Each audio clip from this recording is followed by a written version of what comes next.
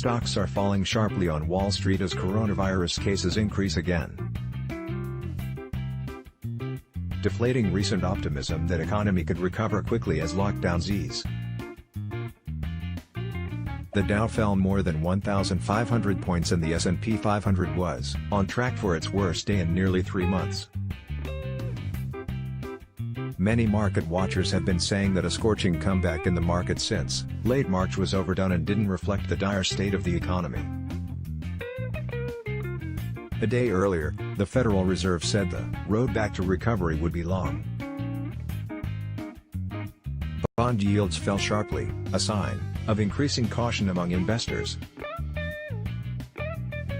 from earlier. Stocks are down sharply on Wall Street Thursday, pulling the Dow Jones Industrial Average more than 1,500 points lower and placing the S&P 500 on track for its worst day in nearly 3 months. The S&P 500 was down 4.7% in afternoon trading, extending its losses into a third straight day. The benchmark index is now on track for its first weekly drop in 4 weeks. The selling, which gained momentum as the day went on, comes as recent optimism that the reopening of businesses would drive a relatively quick economic recovery fades amid rising coronavirus cases in many U.S. states and countries. The pullback marks a reversal for the market, which rallied 44.5% between late March and Monday, a scorching rate that many skeptics said was unsustainable and didn't reflect the dire condition of the economy. Only a day ago the Nasdaq closed above the 10,000-point mark for the first time. The Federal Reserve dimmed some of the optimism investors have had about a swift economic rebound Wednesday, warning that the road to recovery from the worst downturn in decades would be long. The central bank also said it doesn't foresee a rate hike through 2022. That, coupled with the recent run-up in stock prices, set the stage for the wave of selling Thursday, said Sal Bruno, Chief Investment Officer at Index IQ. It's not surprising to see a bit of a sell-off, given the furious rally we've had coming out of the lows, despite the fact that the economy was not doing great, Bruna said. The fact that the Fed is talking about keeping interest rates this low through 2022 is a little eye-opening for a lot of folks. The Dow was down 1,512 points, or 5.6%, to 25,477. The Nasdaq Composite, which was coming off an all-time high, slid 4%. Small company stocks continued to bear the brunt of the selling. The Russell 2000 index was down 5.9%. European and Asian markets also fell. Nearly all of the companies in the S&P 500 were down. Technology, financial, industrial and healthcare stocks accounted for much of the market's broad slide. Energy stocks were the biggest losers as crude oil prices fell sharply. Bond yields fell and the price of gold surged as worried investors shifted money into the traditional safe haven assets.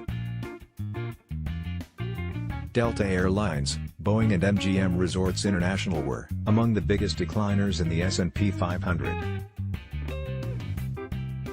Each was down more than 11%. Emergency rescue efforts by the Fed and Congress helped arrest the market's staggering 34% skid in February and March.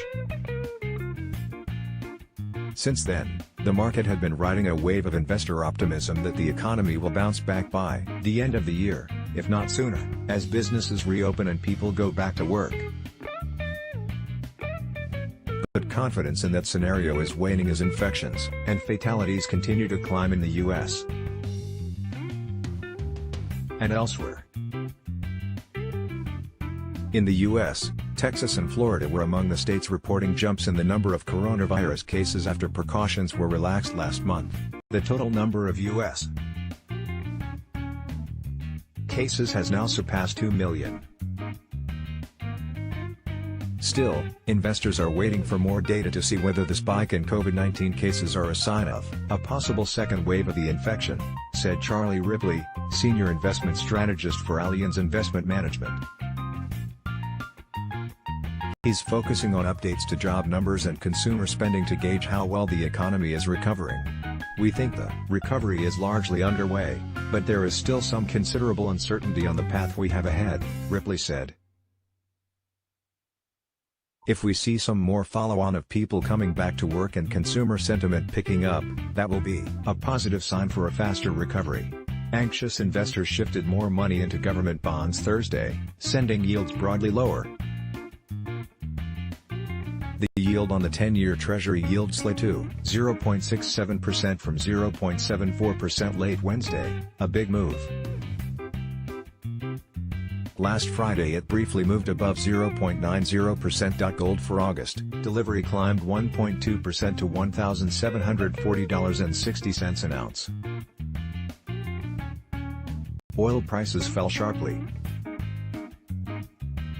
Benchmark U.S. crude oil for July delivery was down 8.4% at $36.26 a barrel. Brent crude oil for August delivery was off 7.8% at $38.48 a barrel. Markets in Europe were broadly lower. France's CAC 40 slid 4.7% and Germany's DAX dropped 4.5%.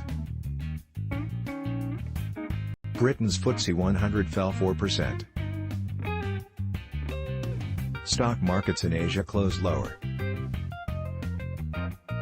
The Labor Department said Thursday that about 1.5 million people applied for U.S.